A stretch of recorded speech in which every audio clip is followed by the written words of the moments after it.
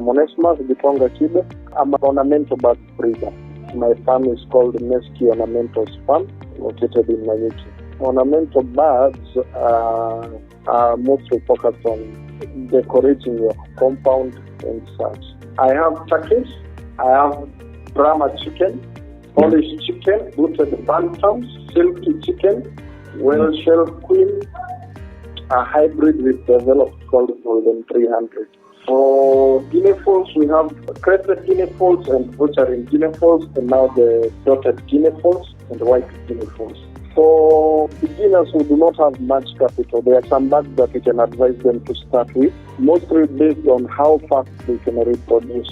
There are some other birds which are a bit more expensive and don't reproduce as fast. So those ones are not ideal for beginners.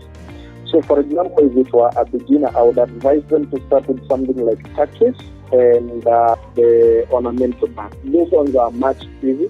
For example, for the ducks, the upkeep, rearing them is actually very easy. They are not susceptible to diseases. They are very hardy.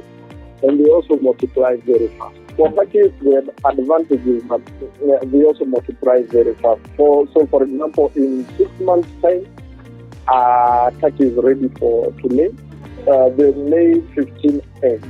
For us, the amount of feed consumed by the birds is capped because we let them free range. So we feed them in the morning and in the evening. And then during the day, they can eat from the compound. The market is huge. For example, I as a breeder have not been able to satisfy the market. There is no time that I have had an overstock.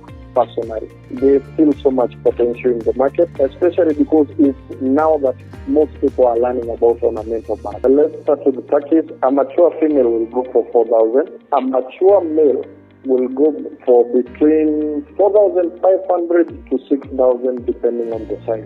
Booted bantams, mature ones go for 4,000 each. Silkies, mature ones go for between 5,000 to 7,000.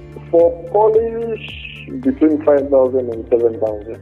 For the ducks, 3,500 for most of them. For Peking, it's a bit low. You can go for 2,500. The Golden 300 was developed in the US in 1996, I believe, by a farm called NesKi Farm. The benefit of Golden 300 is that it's a layer duck. So it lays more than 300 eggs per year. Yeah, and being a hybrid, it also tends to have a long lifespan than other ducks.